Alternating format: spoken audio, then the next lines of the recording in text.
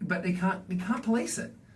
And it unfortunately gives our industry a really bad connotation, a bad stigma as untrustworthy. I mean, we're the second most untrustworthy industry in the world behind the used car salesman. Yeah. And it's a very close second, right?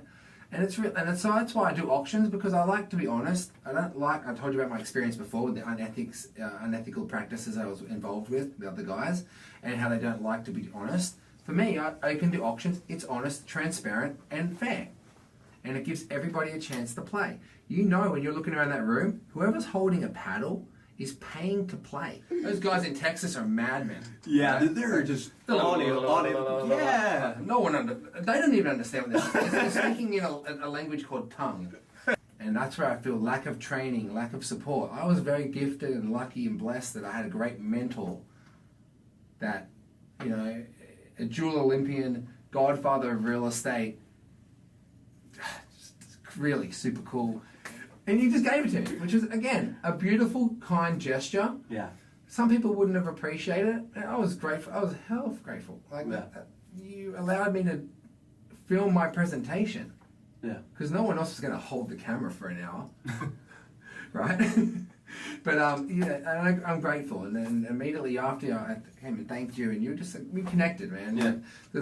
I'm all a great believer. I go with my gut feeling. When you meet someone, you just know. This is a good guy. Yeah. Now, this is someone I don't want to work with. This is someone I do want to work with. And when I met you, I was like, yeah, this is a cool guy. He's got his head screwed on. You immediately said, I don't work with EXP. I said, that doesn't matter. I don't care where you Let me just be straighthtforward. That's exactly it. Let's just be straightforward with it. Yeah. And I said, that's fine. I've only been with EXP myself for a week, so it's all good. And it doesn't matter. And that's why I joined EXP, to be honest with you, because it doesn't matter where you are. Yeah. And my auction company is a separate company to EXP. I just run my sales team out of EXP for the pure reason that I have the international exposure with that brand. Yeah, I was with 100%. Keller Williams before that, and that, again, largest franchise in North America. Great company. I have nothing bad to say about them. I'm just looking to grow. Yeah. And EXP was able to give me that opportunity of growth and actually take me back to Australia, which is really cool for me to see my family, which I haven't seen in several years. So that's where you came out to me, man. I really appreciate you putting yourself out there and just wanting to, do something different. Yeah. Right? For me, every time I do a presentation, my goal is to connect with at least one person. Yeah. Because that one person opens a door to something else, and it might not be today. That's totally cool. I'm not going anywhere. At least I don't know. I don't think not that I'm aware of. But I like to be your go-to guy. And I like you to be my go-to guy. So when I'm having a moment where I've got no listings coming up for auction, hey Christian, what do you got coming up, man? I've got this listing. It'll be ready in a couple of weeks. It could be a good chance for you to come meet the owner. Let's see if they want to go down that path. Yeah. That's all I ask for. I just want to give people opportunities to understand a different method that could change their life. Yeah. For the better. Absolutely. Right? We don't sell distressed properties. I've been down that path and lived it on the other side, and I don't want to be involved with that. That's just a personal choice. Right? My dad being foreclosed on, bankrupt, lost the house, lost everything in it, lost my parents, divided up my family because of that bad negativity. But it's because I want to make people's lives better. It's good. Money's a great thing. I love money. I didn't have it, so I appreciate every dollar I have because I earned it. Like the clothes I'm wearing, you've been in my office, everything in there I own. I've worked for it all, and I'm proud of that. I can feed my kids. I can give my family a better life. But if I don't work, it stops, right? So that's why I built an auction company to give my kids a legacy for the future. But yeah, man, it's humble beginnings. I'm not a trust fund baby. Same. I earned my stripes. Yeah. This is a very personal thing to say. I don't mind telling you. I haven't spoken to my best man at my wedding since the day I moved to this country. Cut me off. My best man. And my best friend with it. Not once since I moved to this country. What would you say to people who are maybe giving up or thinking about giving up? How badly do you want it? If you want it bad enough, you're not going to question giving up. You will have elements of doubt. You'll have days where you don't want to wake up. You'll have days when you don't want to go to work. You'll have days when you don't want to return phone calls. We all do. We're human. It's fine. But don't give up.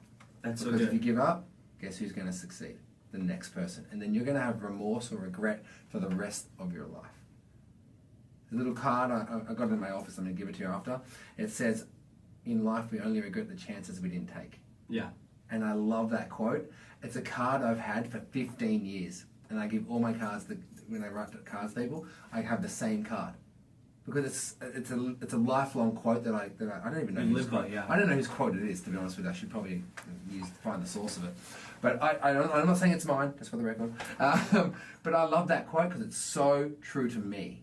And I believe it's a very good life lesson tool for a lot of people to adopt as well. That's so good. And you mentioned a lot of things. You mentioned things from personal where it's like, hey, I don't know if I should or should not share this, but hey, my dad's gone through bankruptcy. I'm an auctioneer. My first auction that I saw was my home.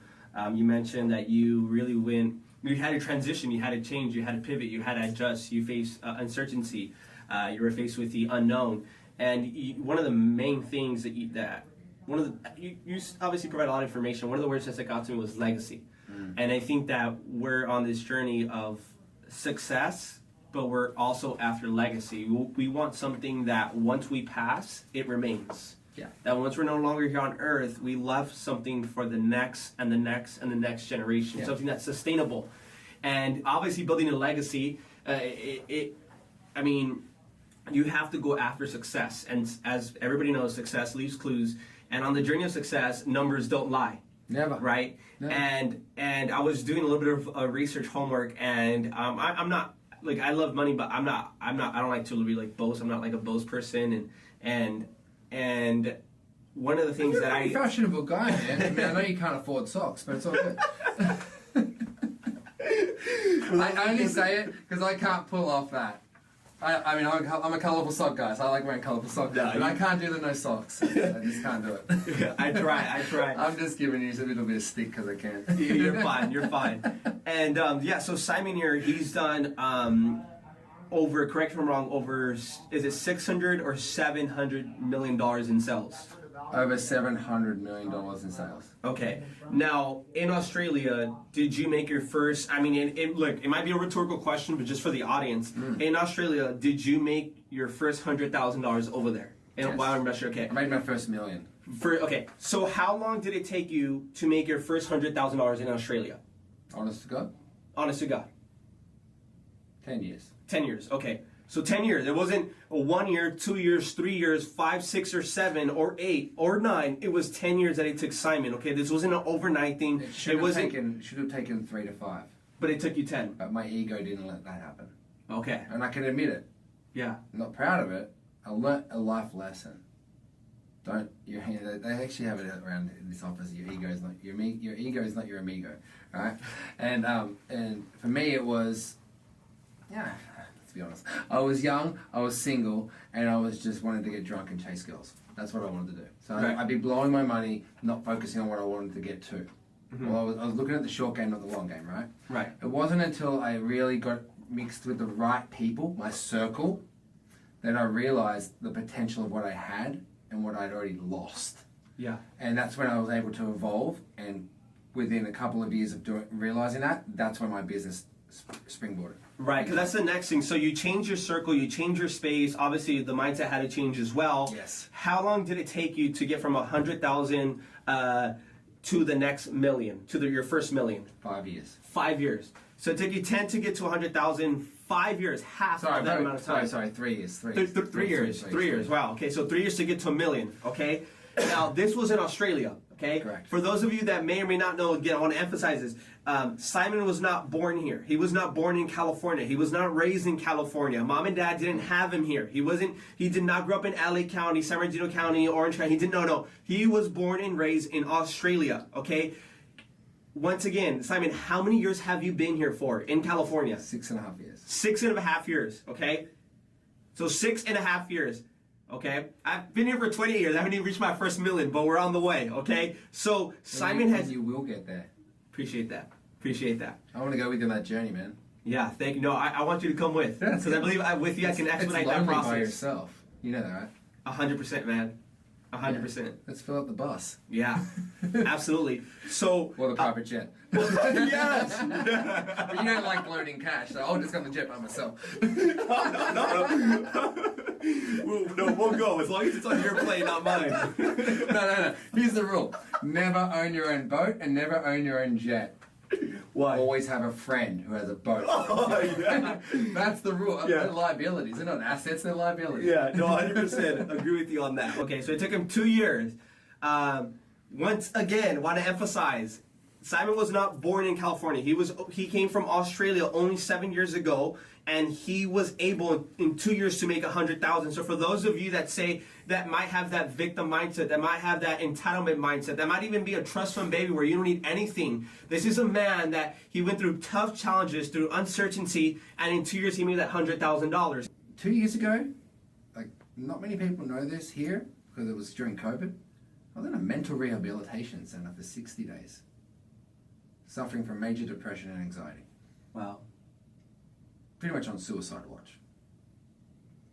And I'm really not proud of it, but Yeah. I'm really proud I can talk about it now. That's so good.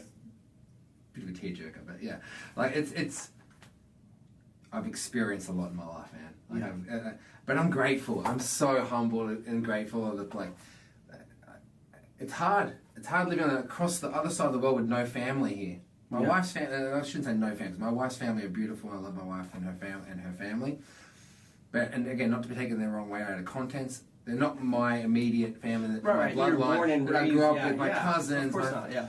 I mean, I'm one of the oldest. I'm the oldest child of my siblings, my sisters. I'm the oldest grandchild on my mother's side of 45 kids. I'm the oldest of 45. They all call me Cousin Hollywood. 45 kids. 45 grandkids. I'm like people.